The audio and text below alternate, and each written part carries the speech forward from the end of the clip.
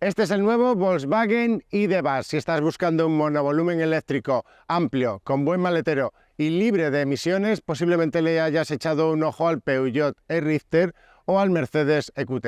En mi opinión deberías elegir este Volkswagen ID.Buzz que cuesta en el entorno de los 60.000 euros. ¿Por qué? Quédate y te lo cuento en fondo.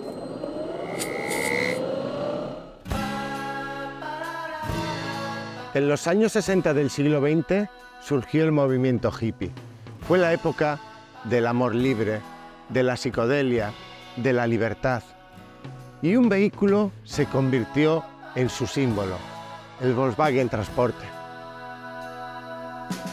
Era un coche que servía como medio de transporte y también como vivienda de la comunidad hippie. Era emblema de la vida nómada y se personalizaba a extremos sorprendentes, y también al mismo tiempo pues copó portadas de discos y los festivales de música.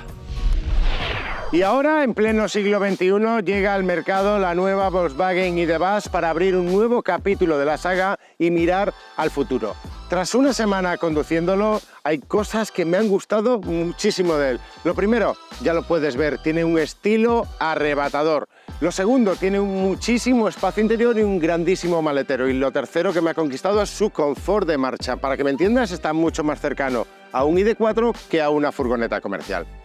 Piden por él 63.650 euros en estos momentos y la gran pregunta que seguramente muchos os estáis haciendo es si interesa un monovolumen eléctrico porque es un vehículo pensado para viajes. Esa es la gran respuesta que te vamos a dar en este vídeo, pero antes ya sabes, regálanos un like, suscríbete al canal y dale a la campana que esto empieza ya.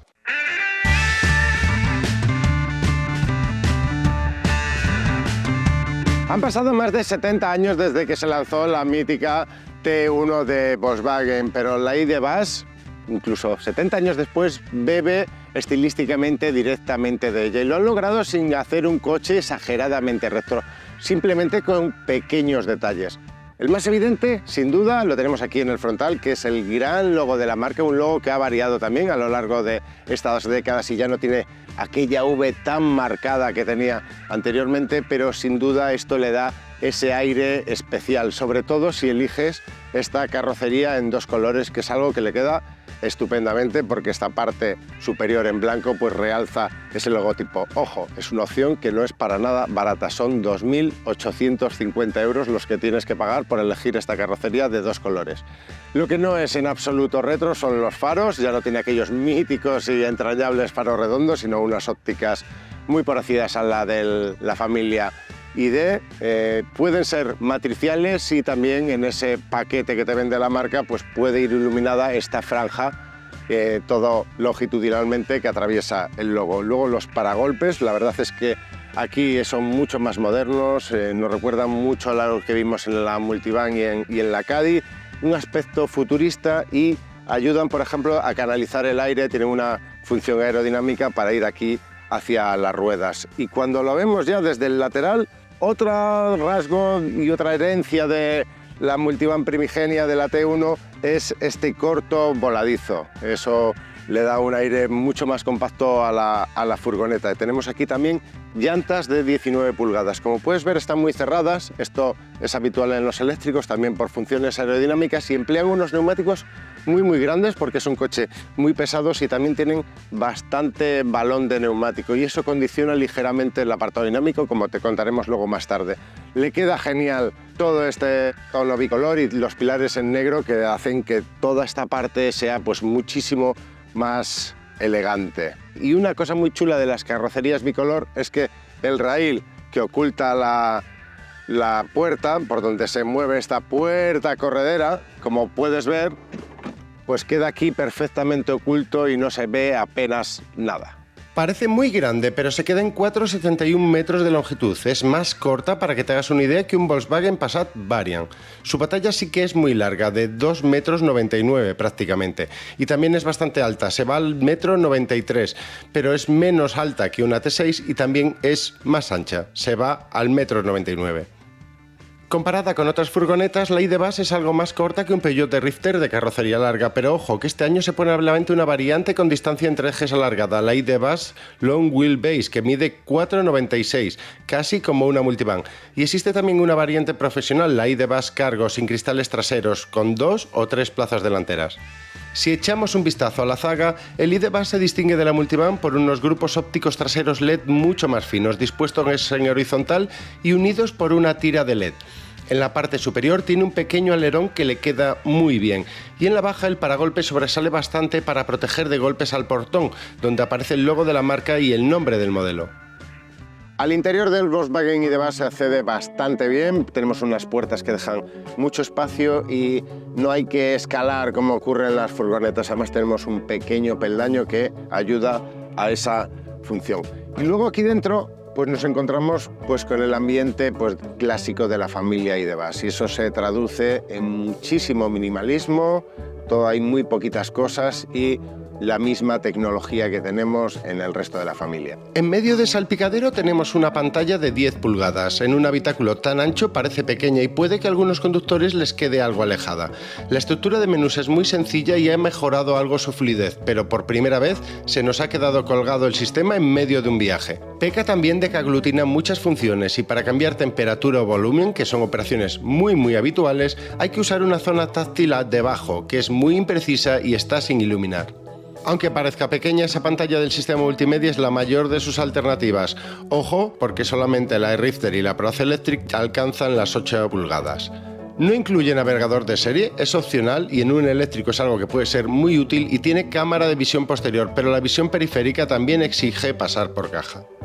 Y lo que no tenemos son botones, ninguno. Aquí bajo la pantalla sí que tenemos pues esta zona de accesos directos pues a distintas funciones como ayudas a la conducción, modos de conducción también o climatizador, pero es una zona táctil que responde simplemente ahí al tacto y a veces es posible que operando la pantalla puedas tocar sin querer alguna zona como por ejemplo ahora mismo el warning.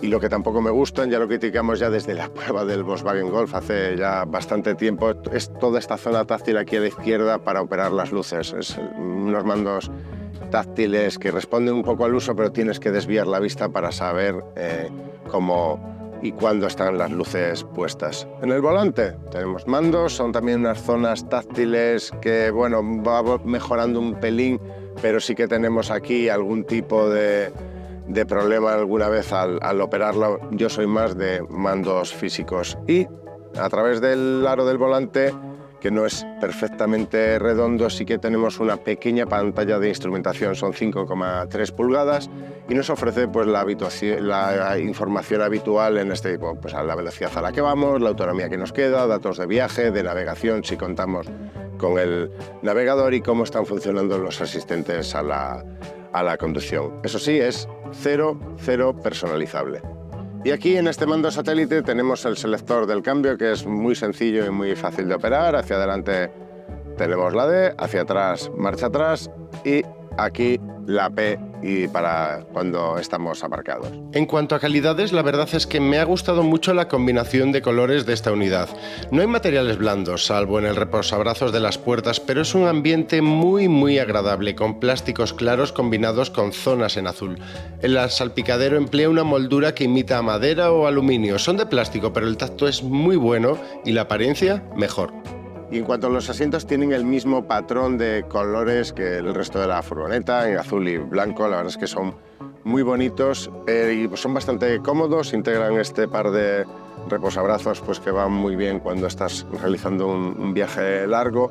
Y lo único que hemos echado de menos es la regulación lumbar. Ese apoyo lumbar a mí me gusta mucho cuando hacemos muchos kilómetros y lo puedes tener, pero eso sí, antes tienes que volver a pasar por casa, van incluidos con los asientos con regulaciones eléctricas. Y lo que va bastante bien servido este coche es en huecos portaobjetos. Tenemos varios sitios para dejar cosas aquí en las puertas, el de abajo es extremadamente grande, aquí en posición muy cercana al volante, que está muy bien, pues el móvil, una zona de recarga, una pequeña repisa aquí delante también que viene muy bien para dejar algún objeto justo encima de la guantera convencional Y luego también aquí esta zona que ya lo habíamos visto en la Volkswagen Multivan, que es un reposabebidas escamoteable, y esto nos permite, cuando lo tenemos recogido, pues poder movernos y pasarnos de un asiento a otro. Esto es opcional, es una consola central que viene muy bien, puedes aquí dejar algún objeto y tiene también un pequeño cajón en la parte delantera y otro aquí en la parte trasera. Es una consola extraíble, como puedes ver, y ahora te voy a contar algún secretillo más porque oculta esta consola y el coche bastante easter eggs, que le llaman los anglosajones. Los diseñadores de la ID.Buzz han ocultado algunas sorpresas en el coche, eso que los anglosajones llaman easter eggs, huevos de Pascua. La primera, en los separadores del espacio en la consola central. Uno oculta un abridor de botellas, el segundo, un rascador de hielo. En el cajón trasero de esa consola han dibujado el mapa del mundo, imaginamos que para no perdernos. También encontramos la silueta de la ID.Buzz serigrafiada en los asientos traseros y en los reposabrazos del maletero.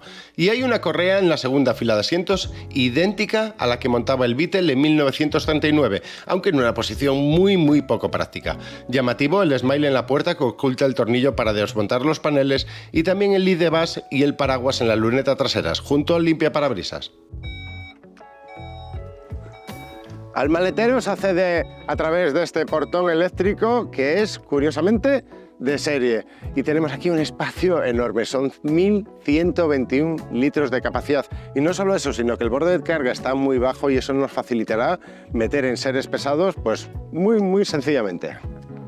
El maletero es mucho mayor que el resto de alternativas existentes en el mercado en este momento. Ninguna se acerca a esos 1.121 litros de capacidad. Contamos con elementos prácticos como argollas para sujetar la carga, perchas para bolsas y piezas con velcro que permiten sujetar bultos en el piso enmoquetado. Un detalle que han copiado, sí, de Skoda. También hay puntos de luz en el portón y en un lateral y una toma de 12 voltios. Analizando los laterales vemos que hay apoyacodos y huecos portabebidas, así que algún día podría existir una tercera fila de asientos en esta variante. Hay accesorios como redes para separar la carga del habitáculo con una o dos filas de asientos y también un divisor del maletero en dos alturas, que no tenía nuestra unidad. Sí que contaba con un store enrollable para ocultar la carga. Si algún día necesitamos más espacio, pueden abatirse los respaldos de la segunda fila de asientos. No queda un espacio totalmente plano, pero sí muy grande, de 2.123 litros de capacidad. Si abrimos este minúsculo capó delantero no nos encontramos ni con un espacio de almacenamiento aunque a lo mejor algo podría caber por ahí, ni tampoco con ningún motor, simplemente una zona pues por donde rellenar algunos líquidos y donde hacer algunas pequeñas revisiones. Y es que aquí no tenemos, al menos en esta versión, ningún motor. El motor está allí en la parte trasera, que es donde vamos ahora, y eso lo emparenta como la Volkswagen T1 original. Cuando la Volkswagen T1 llegó al mercado en 1950 lo hizo con el mismo esquema del Beetle, un motor Boxer de 1.100 centímetros cúbicos y 4 cilindros, refrigerado por aire, que entregaba 25 caballos de potencia. Fiable, robusta y económica, alcanzaba 80 km/h. La T2 no varió el esquema mecánico, pero sumó puerta corredera de serie o techo abatible con moción.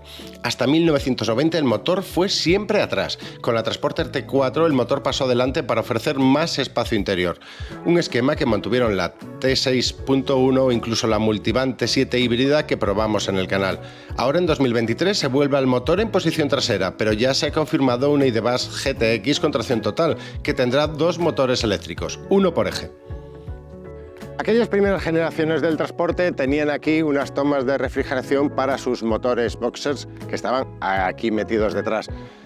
Volkswagen ha querido recordarlos en la ID.Buzz, pero ahora tiene una función meramente decorativa, y es aquí, al lado del eje trasero, donde está la mecánica. Es una mecánica más que conocida porque la hemos probado aquí en el canal, en el ID.4, en el ID.5 y en el Skoda Enyaq, ni más ni menos. Es un bloque de 150 kilovatios, eso se traduce en 204 caballos de potencia, que entrega 310 Nm de par aquí en las ruedas traseras, y se alimenta también con una vieja conocida, que es una batería de 82 kWh de capacidad, 77 kWh brutos, con los cuales, pues el de rellenarla por completo, pues este ID.Buzz podría recorrer hasta 417 kilómetros antes de volverse a enchufarse. Admite cargas en corriente alterna de hasta 11 kilovatios y en corriente continua hasta 170. ¿Y eso qué nos pide? Que la conduzcamos y veamos si es cierto. Como siempre que probamos un vehículo, pues los primeros días nos dedicamos a movernos por ciudad y alrededores para ver cómo va. Y aunque un monovolumen o una furgoneta no tienen mucho que ver con esos espacios, pues la verdad es que la ID. Buzz no lo hace del todo mal. No me ha condicionado en absoluto su longitud, no me parece excesiva, pero sí un poco pues su altura y su anchura pues a la hora de maniobrar. Pero incluso así lo hace muy bien, tiene un diámetro de giro de 11,1 metros, que lo deja al nivel, ojo, de un Volkswagen T-Roc. Está muy bien, son las bondades de contar con un coche de propulsión que deja el eje delantero libre. Muy buen radio de giro, además tienes mucha superficie acristalada, se ve perfectamente cuando maniobras, y también contamos con sensores de aparcamiento y una cámara de visión posterior. Puedes completarlo también con una cámara de visión cenital, que es opcional, pero creo que no es necesario. Con este equipo que viene de serie está bien. Y luego pues también estoy convencido de que es el monovolumen más silencioso que he probado jamás. Así te lo digo, obviamente por su naturaleza eléctrica, el motor no hace ruido, y luego también pues porque está muy bien insonorizado el coche. Y en ese apartado de confort, que es algo que se valora mucho por los compradores de monovolúmenes, es decir, que lo único que quizás no me ha convencido son las suspensiones, y te cuento por qué. Emplea el mismo sistema de otros modelos de la familia ID o del grupo Volkswagen eléctricos, que eso nos deja con un sistema McPherson en el eje delantero y un multibrazo detrás. Pero creo que como este coche pesa 2.485 kilos, han tenido que ponerle unos muelles un poquito más duros. Entonces, a la hora de pisar baches, se nota un poco pues todo eso. Y como el neumático, como te contaba hace un rato, tiene bastante balón, pues se golpea y a veces pues en frenadas cabecea un pelín de más. No llega a ser un coche incómodo, tampoco es eso, pero no llega a la altura de un SUV eléctrico equivalente. Dinámicamente es muy bueno, menos torpe en curvas que una furgoneta. Se nota que el centro de gravedad está muy abajo y solo los neumáticos de baja resistencia a la rodadura, que deslizan más que agarran, restan confianza a ir animado. Sus prestaciones, suficientes. Acelera muy bien desde parado y, eso sí, se muestra algo perezoso en el 80-120, que se completa en 7,1 segundos. A la hora de adelantar en secundarias, lleva algo de tiempo. Un dato más, 145 km/h de velocidad punta. En un coche de estas características me parece suficiente, no hace falta correr más. Y de todos modos, cuando hablamos de un monovolumen, pues aunque te lo hemos contado, no me parecen interesantes ni prestaciones, ni velocidad de paso por curva, ni tampoco las sensaciones de conducción, sino cómo viajas en él, ¿no?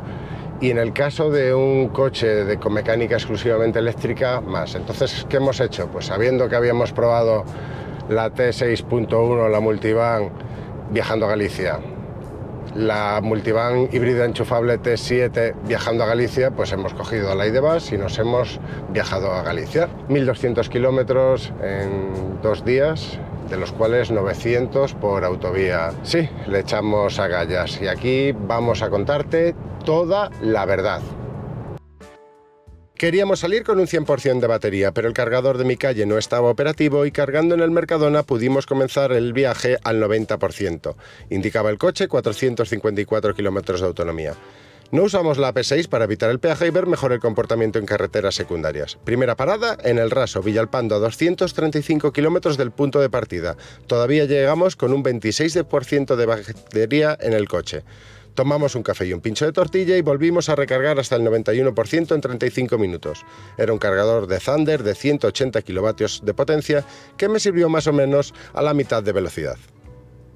Mi idea era realizar solamente una parada más antes de destino, pero tuve que ir al baño y paré en Vega de Valcárcel justo antes de la entrada a Galicia, y aprovechando que había allí un cargador de Iberdrola de 50 kilovatios de potencia, pues enchufé el coche. En 15 minutos allí recuperé hasta el 52% de carga, con lo que llegué a Outeiro de Reis sin problemas. En 33 minutos recargué allí el 80% en otro cargador Thunder, aun estando cerca de mi destino. ¿Por qué? En mi pueblo hay un punto de recarga, sí, pero no está aún operativo. Llegué a casa, a Aspontes de García Rodríguez, con el 63% de batería. Esto que ocurre en mi pueblo no ocurre solamente allí, y en toda España miles de puntos de recarga que están instalados, están conectados a la red y no funcionan debido a permisos burocráticos. Y os lo voy a decir, políticos, esto no puede seguir así. Hay que agilizar todo ese proceso a la hora de poner puntos de recarga y hacerlo cuanto antes. Usé el ID.Bus para algunos desplazamientos y 2 días después de llegar tocaba volver a Madrid con el 56% de batería restante. Paré en el mismo cargador Thunder de Outeiro de Rey y en 35 minutos cargué hasta el 90%. Me propuse llegar sin parar hasta el cargador de Villalpando. Eran 279 kilómetros. Para ello subí los 3 puertos de montaña a 110 kilómetros hora. El único momento del viaje en el que no fui a ritmos de tráfico y llegué, eso sí, con apenas un 9% de carga y el coche en reserva. Decidí usar ese cargador porque había ido razonablemente bien y razonablemente rápido a la ida, pero no fue así a la vuelta y tuve que cargar en lento. Te cuento por qué. Estamos a punto de volver a Madrid y tengo ahí a la ID.Bus cargando desde hace 1 hora en carga lenta y os cuento ahora un poco qué es lo que está ocurriendo.